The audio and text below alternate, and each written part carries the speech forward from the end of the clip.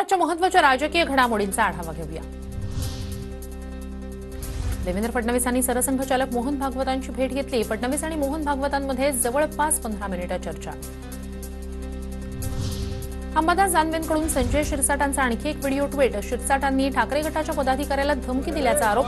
छत्रपती संभाजीनगरमधील घटना तर मस्ती न करण्यासाठी कार्यकर्त्यांना दम। महिलांना आणि ज्येष्ठांना त्रास होत होता। व्हिडिओबाबत शिरसाटांचं स्पष्टीकरण। बारामतीच्या मतदान केंद्राबाहेर गोंधळ। घड्याळाच्या कार्यकर्त्यांकडून मतदारांना दमदाटी केली गेली। शर्मिला पवारांचा आरोप।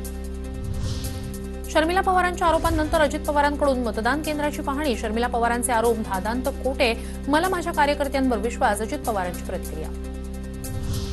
जय पवार आणि श्रीनिवास पवार यांची गळाभेट। जय पवारांनी श्रीनिवास पवारांचे आशीर्वाद घेतले।